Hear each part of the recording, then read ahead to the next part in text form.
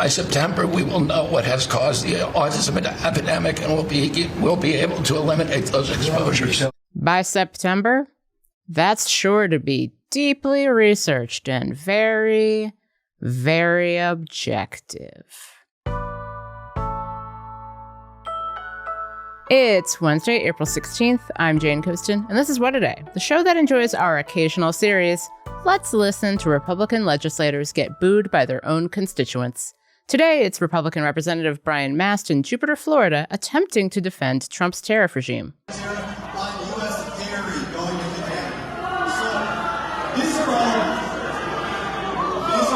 very specific examples. That's not a godly thing to say in a church. On today's show, Trump doubles, triples, quadruples down on sending U.S. citizens to foreign gulags. And the president signs a redundant memorandum barring undocumented immigrants from receiving benefits they already can't get.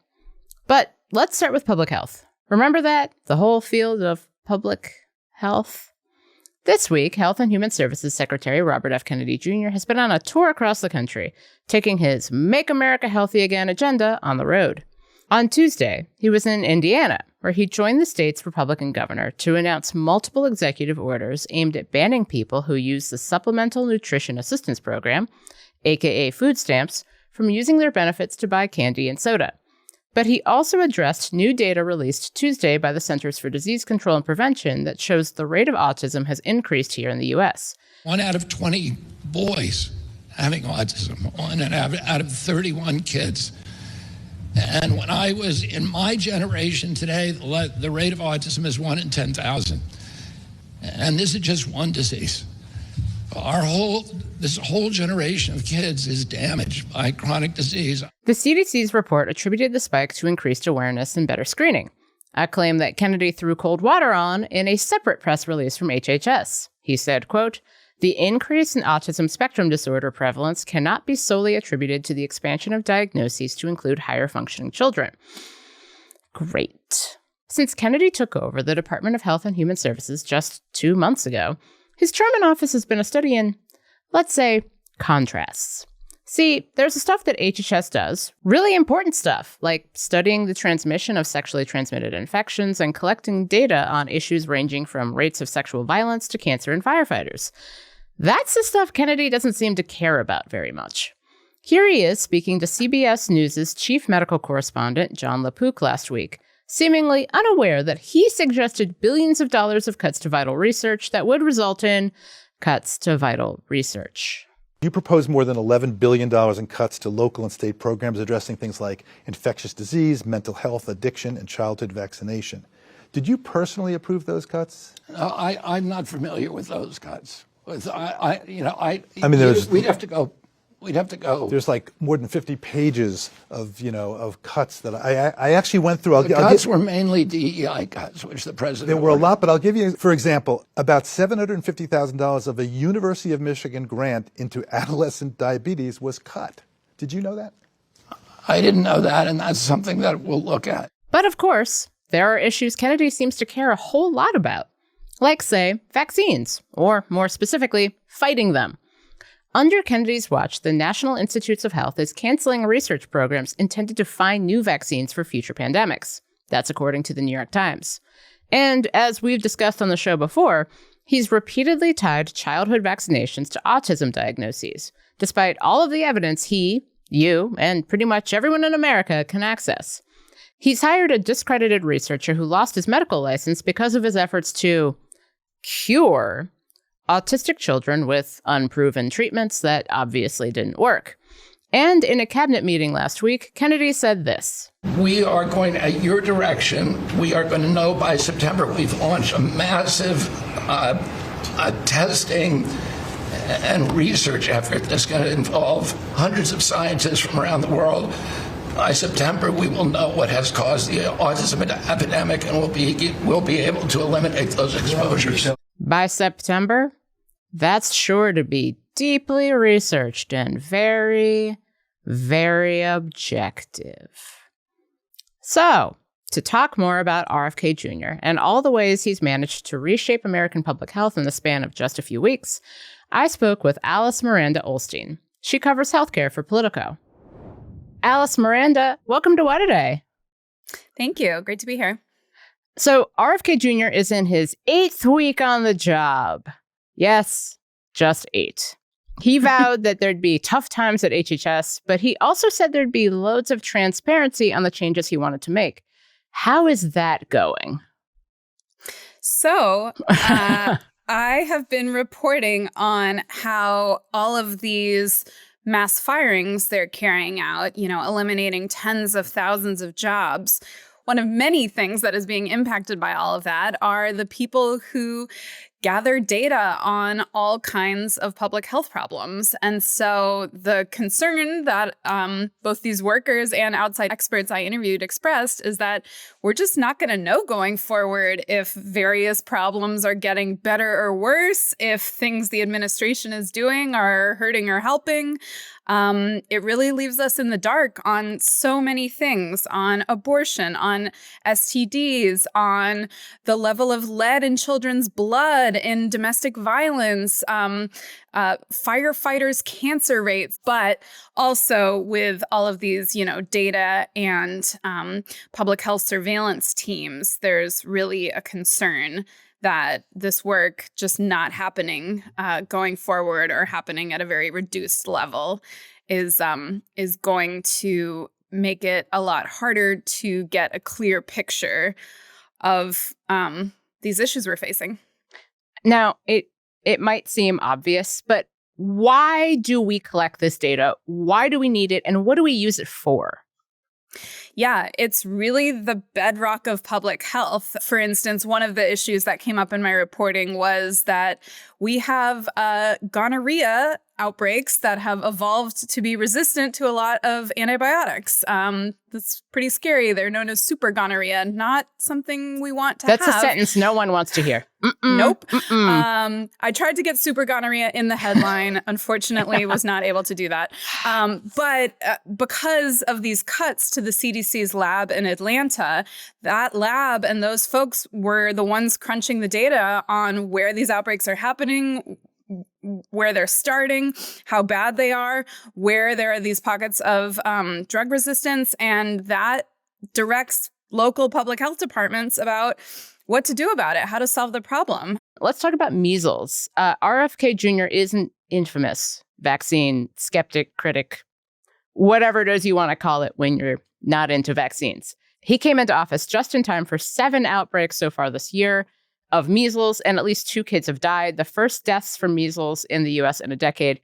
I've seen statements where he said the government should concentrate more on caring for kids who get measles, and then other times he told parents to vaccinate their kids. Where's he actually landing on this? Yeah, the message has been very mixed. And, sometimes there'll be an official statement that says one thing, and then in an interview or an event that's more off the cuff, it'll be a very different message. And so I would say there hasn't been like a full-throated promotion of vaccines. And I will say, in addition to the rhetoric, you are also having a resources issue. Vaccine clinics on the ground are closing because of these budget cuts. So it's really both of those things in combination that have a lot of people concerned. How does the mixed messaging, especially from the people who are supposed to be the leading authority on health, muddle what people need to know when a disease like measles is spreading?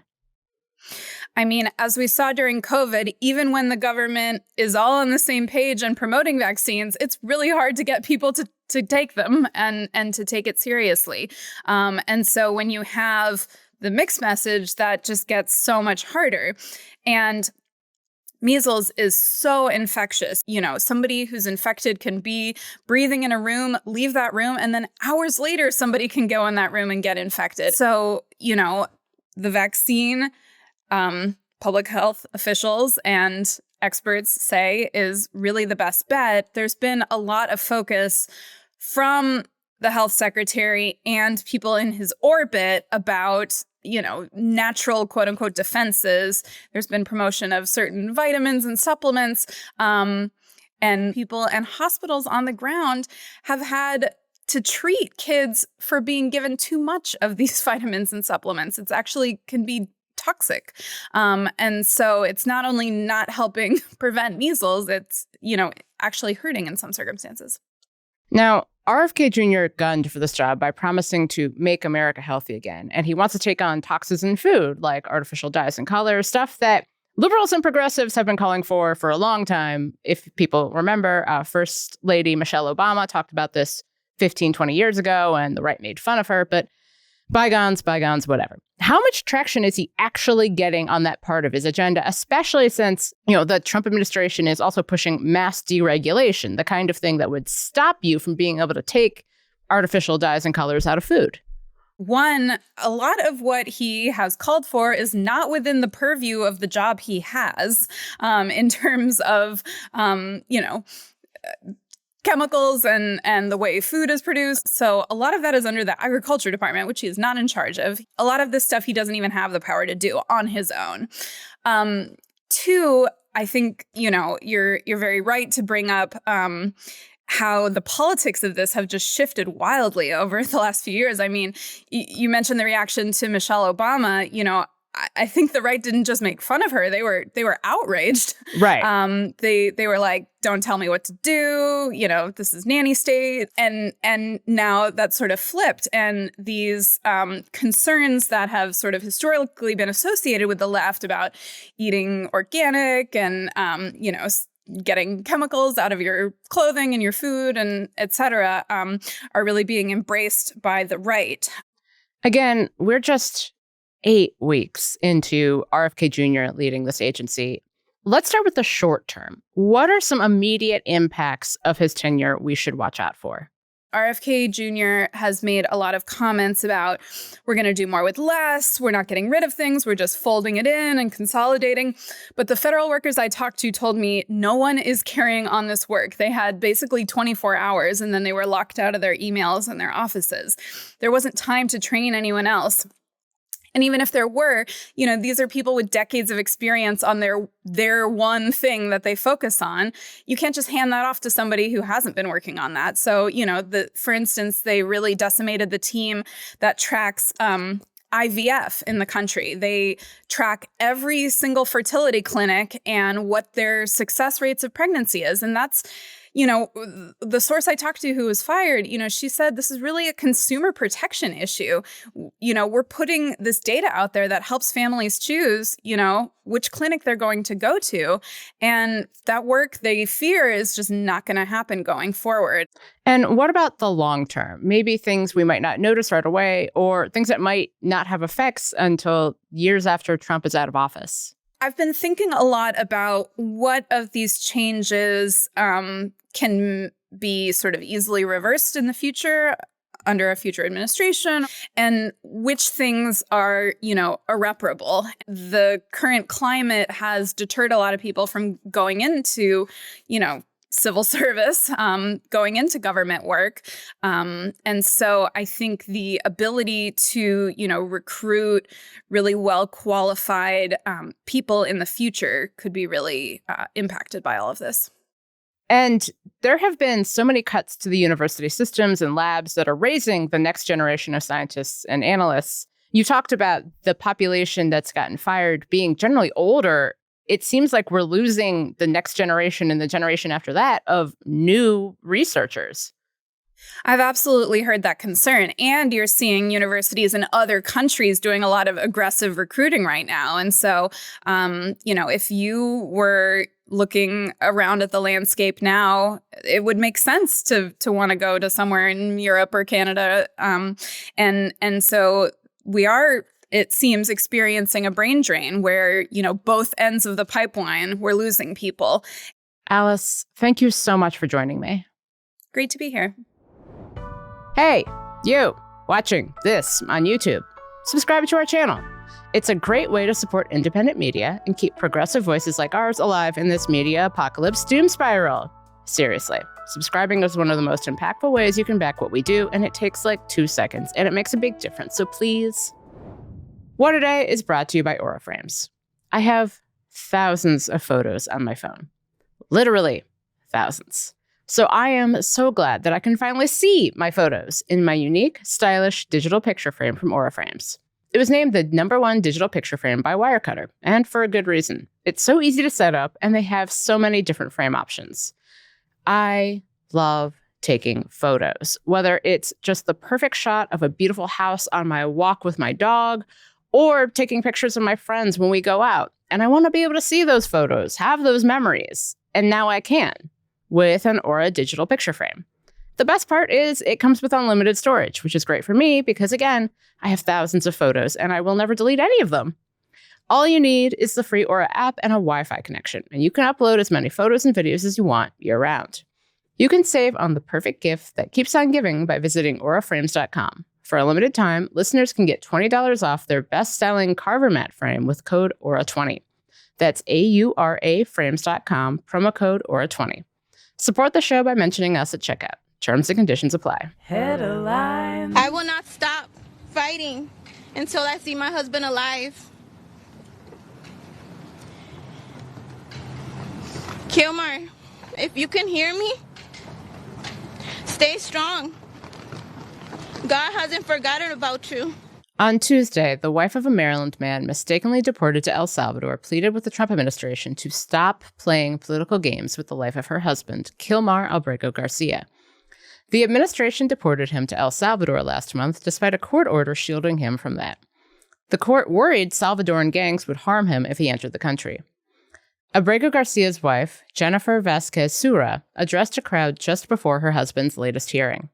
He is a father, a son, a brother, and a proud member of CASA and Smart Union member who has dedicated himself to make our family's American dream reality. That dream was shattered on March 12th when he was abducted and disappeared by the United States government in front of our 5-year-old child. At the hearing, a federal judge called out the White House for defying a clear Supreme Court order to attempt to bring Abrego Garcia back to the U.S. U.S. District Judge Paula Zenas says she'll order administration officials to provide sworn testimony about what they're doing to make that happen. And now it's not just the courts pushing the issue. Maryland Democratic Senator Chris Van Hollen says he's taking matters into his own hands by checking in on Abrego Garcia himself.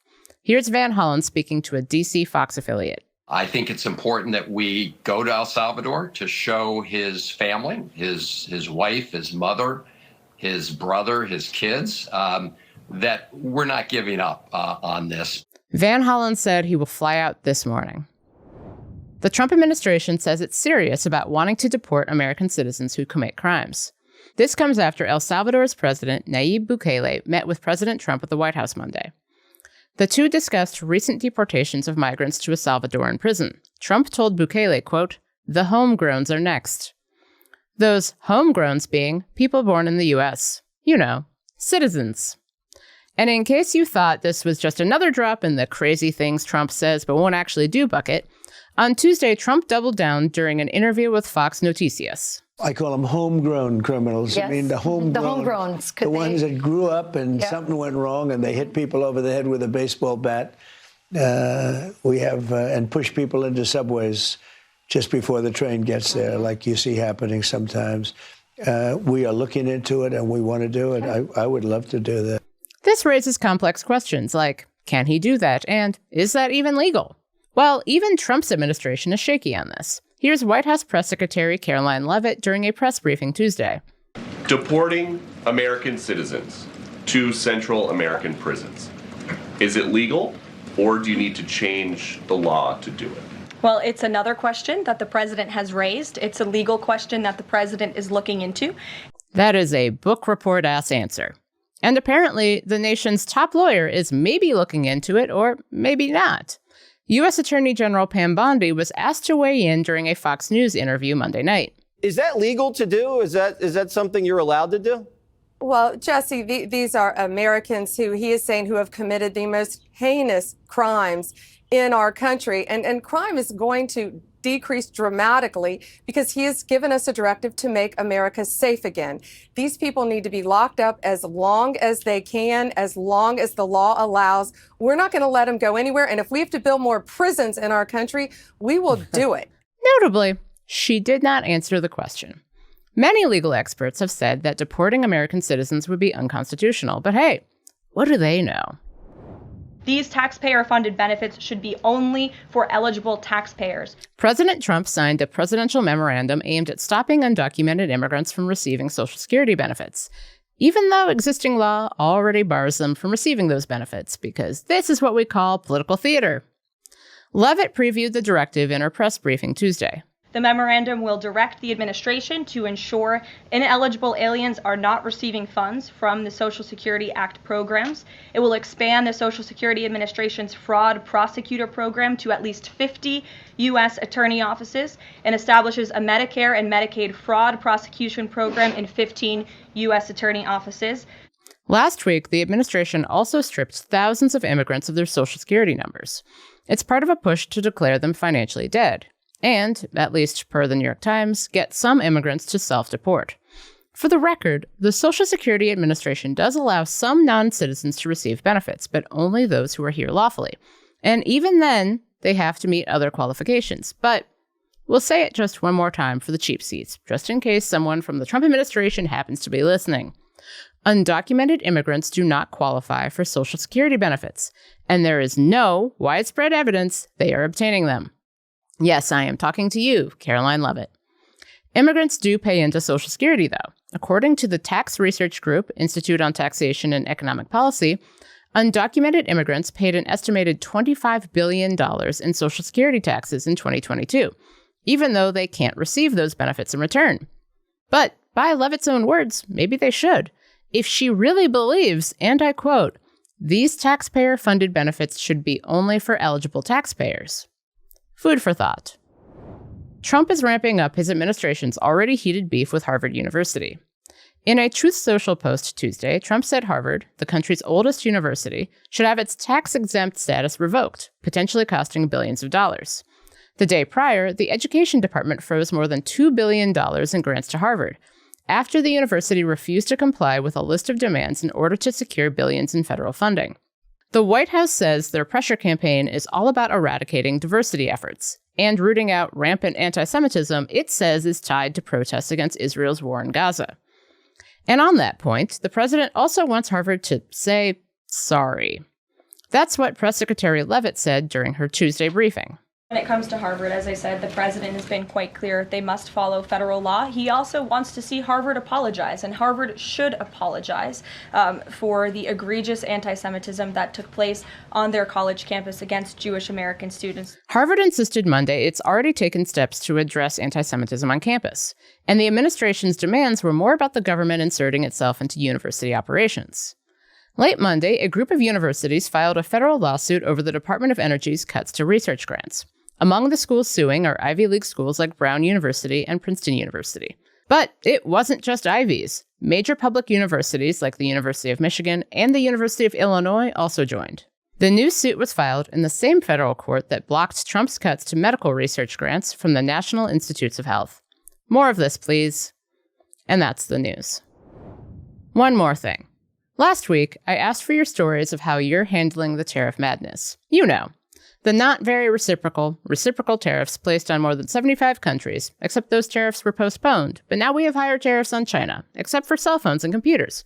But wait, those might get tariffed too. Or maybe. It's been confusing for us to cover. And I imagine it would be even more so for everyday people just trying to run businesses or figure out what to do with their finances. And well, I was right, because we got a ton of responses from listeners and readers of our What a Day newsletter. Like this email from a listener named Maggie. She works in fashion, and she said that her company tried moving production out of China back in November to countries like India, Vietnam, and Cambodia. She said, quote, "You can imagine our absolute meltdown when we found tariffs coming down on every single country. Not only that, there is only so much we could move. Plenty of our production is still tied up in China with over 100% tariffs in place."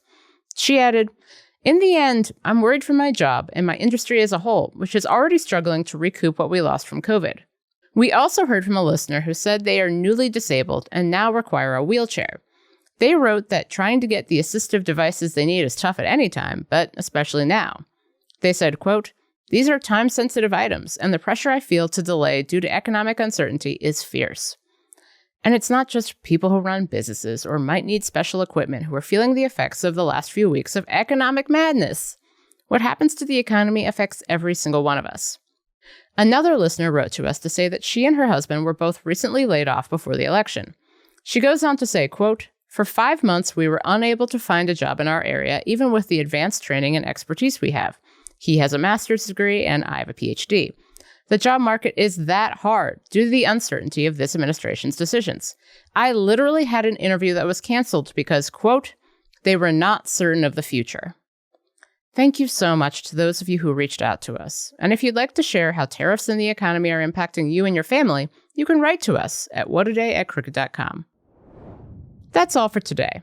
If you like the show, make sure you subscribe, leave a review, think about the elephants at the San Diego Zoo Safari Park and how they responded to a 5.2 magnitude earthquake, and tell your friends to listen.